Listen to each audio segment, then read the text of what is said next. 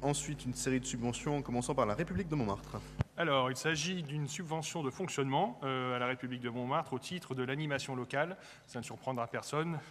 Tout le monde sait le rôle que joue la République de Montmartre dans l'organisation d'un grand nombre d'événements culturels et festifs, mais aussi d'actions de solidarité.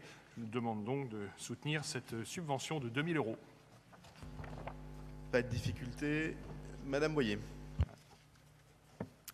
Oui, je voulais faire remarquer aux conseillers que on est souvent étonné quand on met en vis-à-vis dans l'activité des associations et l'argent qu'elles demandent en termes de subventions, collectivités, l'écart, le gap entre leur rayonnement, ce qu'elles donnent à voir justement de l'arrondissement, en l'occurrence cette association, puisque c'est emblématique quand même de l'identité de Montmartre, et puis le montant qui est extrêmement faible par rapport à de nombreuses associations dont on vote généreusement les demandes, mais pour lesquelles on n'a pas toujours, je dirais, de retour sur investissement. Enfin, disons, pour lesquelles la visibilité, voire l'efficacité, je fais exprès, retour sur investissement, parce que bon réveiller, puis pour moi, voilà. Voilà. Oui, vous êtes tombé dans le panneau. Voilà. Donc, voilà.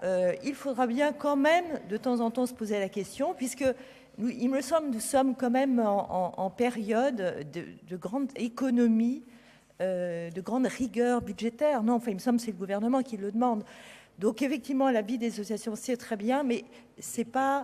voilà, l'alpha et l'oméga de la dépense. Et je pense que voilà, il faudra quand même faire, non pas des audits, mais quand même évaluer assez objectivement les crédits que nous allons, dont nous dotons les associations, car il y en a beaucoup. Alors c'est vrai qu'on sait qu'elles portent sur, qu'elles ont un objectif social très bien, mais parfois c'est redondant, c'est pas toujours lisible, et néanmoins, voilà, je prenais l'occasion justement, puisque nous passons cette délibération par rapport à cette association qui vraiment participe de l'image publique et quasi internationale de Montmartre, la République de Montmartre, c'est pas rien, pour dire que voilà, je ne sais pas s'ils ont demandé plus d'ailleurs. Ont-ils demandé plus? Non. Mais en fait, voilà, c'est parce qu'ils se débrouillent très bien tout seuls. Voilà. La logique de la subvention, elle est un petit peu inverse à celle que vous présentez. C'est-à-dire qu'on subventionne à hauteur des besoins plus qu'à hauteur du rayonnement. Un nombre important d'associations, y compris dans le 18e, d'associations d'habitants, je pense à Déclic 17-18, qui se refusent à demander des subventions parce qu'ils considèrent qu'ils les ont à être autonomes et donc ils ne refusent la subvention publique. Donc la subvention publique se calcule à l'aune des besoins revendiqués par l'association et pas tellement au résultat. Et toutes les structures qui vivent sans subvention, elles sont tout aussi valables et tout aussi intéressantes que celles qui demandent des subventions. Et heureusement que l'intérêt d'une association n'est pas lié au montant de sa subvention. Par contre, certaines associations ont des besoins plus importants parce qu'ils s'adressent à un public qui est moins cotisant. Et la République de Montmartre, dont je suis depuis quelques jours citoyen d'honneur, je m'enorgueillis d'être maintenant citoyen d'honneur de la République de Montmartre, a des sources de financement propres qui sont relativement importantes, et tant mieux. Et c'est aussi pour elle, et je crois qu'elle y tient, une garantie d'indépendance, même si la subvention ne crée pas un lien direct entre la structure subventionnante. Mais la logique est plutôt celle-là. Je ne sais pas, Gérald Briand voulait dire un mot, et ensuite... Alors, Gérald Briand, puis Christian Honoré, puis Daniel Vaillant, puis on va passer au vote. Gérald. Oui, juste qu'on apprend que donc l'UMP veut maintenir la subvention de la République de Montmartre et diminuer celle des autres. Donc, je pense qu'on va populariser cette intervention. Je pense que ça va intéresser beaucoup de monde. Mais juste au-delà de la boutade, juste pour dire quand même que, enfin moi par exemple, je m'occupe d'une association, je ne demande pas de subvention, qui est dans le 18e, je ne demande pas de subvention. Et mais c'est pas pour ça que je considère que les autres ne doivent pas en avoir. Il y a des associations qui peuvent avoir des ressources propres, il y a des associations dont l'activité même fait qu'elles ne peuvent pas avoir de ressources propres. Donc voilà, donc évidemment, il faut prendre en compte. Et après, ce que vous avez dit a fait sourire, mais faites quand même un peu attention à ce que vous dites, parce que les subventions qu'on donne aux associations, ce n'est pas de l'argent qu'on distribue comme ça. C'est-à-dire qu'elles sont passées à travers toute une série de filtres. Vous pouvez lire l'ensemble de la délibération, vous verrez, c'est sur projet, c'est vraiment au cordeau. Donc, toutes sont justifiées. Après, on peut dire, et c'est le rôle de chaque conseiller de dire, là, je ne suis pas d'accord sur le montant de telle chose parce que telle dépense n'est pas conforme, etc. Mais en globaliser les choses comme ça, voilà, je propose qu'on rationalise un petit peu le débat de façon à, je dirais, avoir un discours avec l'association, en plus, qui ne doit pas être du genre on finance, donc on veut retour sur investissement. Non, c'est pas ça. Le mouvement associatif et la relation que doivent avoir les institutions avec le mouvement associatif, elle est heureusement tout autre. Ça existait avant, c'était le temps du comité des forges. Hein, où, voilà. Donc là où justement il y avait retour sur investissement avec le financeur. Bien, monsieur Honoré, puis monsieur Bournazel, puis monsieur Vaillant. Non, monsieur le maire, c'est simplement un tic technique. Ceux qui sont députés de la République de Montmartre, est-ce qu'on participe, est-ce qu'on vote ou NPPV? Les députés ne sont pas membres du conseil d'administration de l'association, donc vous faites ce que vous voulez, il n'y a pas de D'accord, on peut voter. D'accord. Monsieur Bournazel. Il fallait poser la question.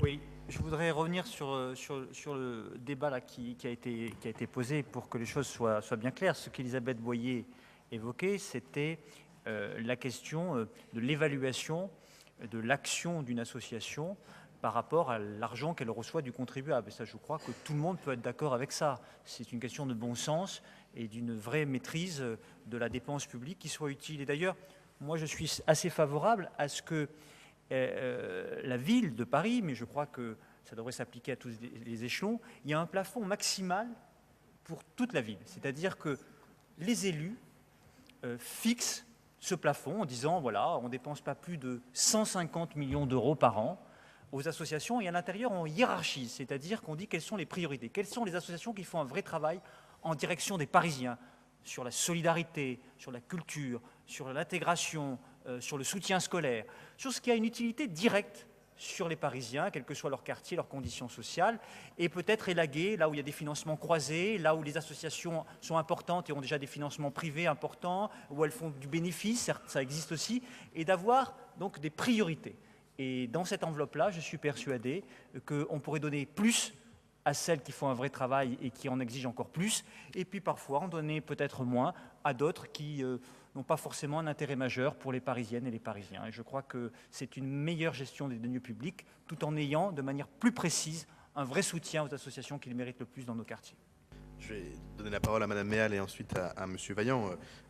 Moi, je suis extrêmement favorable à l'inspection de l'ensemble des associations et au regard qu'on a, bien sûr, sur la façon dont les fonds publics sont dépensés. C'est un travail qu'on fait au quotidien et Gérald Briand le disait. Les subventions, elles arrivent au conseil d'arrondissement à l'issue d'un processus. Ce n'est pas le départ d'un processus. Et croyez bien que ce processus, il est pointilleux. Il est pointilleux parce qu'il est normal que les Parisiens sachent pourquoi ils payent. Et c'est évidemment, pour le maire d'arrondissement que je suis, une nécessité absolue. Et quand on valide des subventions, c'est bien que ce travail-là a été fait. On ne le fait pas au petit bonheur de la chance. Et d'ailleurs, il n'y a pas de règle, il n'y a pas de loi à ce que les subventions soient forcément reconduites d'année sur l'autre. Et une inspection, notamment une inspection de la ville, c'est jamais une sanction. Une inspection de la ville pour telle ou telle association, quand elle est subventionnée, c'est aussi un outil pour l'aider à mieux gérer, pour l'aider à mieux s'adapter, pour l'aider parfois à changer. Et donc, il y aura forcément au cours de cette mandature des inspections qui seront diligentées par l'inspection elle-même ou à la demande de tel ou tel. Et il ne faudra évidemment pas que ce soit vu comme une sanction par l'association concernée, mais bien comme un outil pour nous et un outil pour elle, pour s'améliorer. Madame Méal, puis Monsieur Vaillant, et puis on va peut-être passer au vote. Oui, en effet, le débat va bien au-delà de l'association de la République de Montmartre et vous avez évoqué la finalité finalement de ces subventions pour un effet d'impact, pas retour sur investissement, mais un effet d'impact de transformation sociale avec des activités. Alors c'est un élément qui fait aujourd'hui consensus et j'en suis très heureuse. Pour autant, il y a un élément qui me soucie beaucoup au terme de notre soutien, c'est le fonctionnement de la vie associative, le fonctionnement de l'association. La capacité à mettre en œuvre de façon représentative et diversifiée des prises de responsabilité. Comment on évalue qu'une association fonctionne de façon réglementaire selon ses statuts? Parce que ce n'est pas simplement faire des activités et avoir parfois une délégation de service public, c'est que l'association en elle-même, elle porte le fruit de la citoyenneté et elle permet à des individus de prendre des responsabilités. Et je pense que parfois, on passe un peu vite sur les activités, tout en voyant bien que l'association ne fonctionne pas, les assemblées générales ne sont pas tenues, les comptes rendus ne sont pas faits, il n'y a pas de renouvellement dans les instances dirigeantes, il y a le problème de la féminisation, de la diversité en général. J'aimerais que ce point soit aussi très important parce que vous le savez, l'association, c'est le premier support de la démocratie et c'est le premier maillon qui permet aux gens de prendre des responsabilités. Merci, Monsieur Vaillant. Oui, rapidement, notamment parce que vous avez répondu, Monsieur le maire, à la question des inspections. Je crois que la vie associative, dans le 18e, elle foisonne et l'adhésion à la maison des associations que nous avons créée, la première importante dans Paris, en témoigne. Je pense que la vie associative, en tout cas, ça a toujours été ma conception, n'est forte et utile à la société que quand elle est autonome. Je ne crois pas, je n'ai jamais cru à la vie associative de soutien à l'action des élus. Voilà, c'est des choses totalement différentes et qui ne sont plus aujourd'hui admissibles. Voilà pourquoi je pense que ce foisonnement est utile. Je pense que l'évaluation des politiques associatives utiles est une nécessité quand les deniers publics sont requis et obtenus pour mener des actions. Et voilà pourquoi moi je suis partisan depuis pas mal d'années que la ville ait des inspections déclenchées de manière aléatoire à partir de quelques années quand une association touche des subsides relativement importants. Et je pense qu'il est normal et c'est utile. Et comme l'a dit le maire, ce n'est pas une sanction, mais c'est la garantie qu'il n'y a pas détournement ou en tout cas écart entre l'action de l'association pour le bien commun et le montant de la subvention publique. Concernant la République du Montmartre, dont je suis aussi citoyen d'honneur, mais sans avoir de responsabilité dans son conseil, on connaît la République qui nous accompagne dans beaucoup d'actions, au moment des papillons blancs, à travers la solidarité, mais aussi dans la fête des vendanges et bien d'autres actions qui sont que la République de Montmartre ne demande pas beaucoup et donc elle a peu. Mais c'est sans doute, et c'est sûrement, et c'est vérifié, parce qu'elle a ses propres ressources. Et d'ailleurs, on a, et je crois que le maire actuel va continuer, par exemple, on lui permet de faire en mairie ses vœux. C'est bien le signe d'une reconnaissance au nom d'une forme d'histoire et, je dirais, d'une tradition. Je crois avoir proposé, et on a ensemble, tous ensemble, honoré une ancienne présidente de la République de Montmartre. Elle voulait surtout pas, Madame Méal, qu'on l'appelle présidente. Elle tenait beaucoup, Suzanne d'Anglosfaux, à ce qu'on appelle président. Vous voyez, la diversité est partout. Non, c'était Madame Boyer, pardon, qui avait fait cette remarque tout à l'heure. Voilà.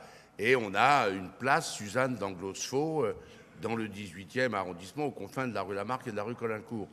Voilà, donc la République est reconnue, elle est symboliquement aidée, et je crois qu'elle apprécie de l'aide par la mairie du 18e, donc je pense qu'on peut voter chaleureusement cette subvention de 2 000 €. Bien, je propose que nous le vérifions. Unanimité ? Unanimité. Je vous en remercie.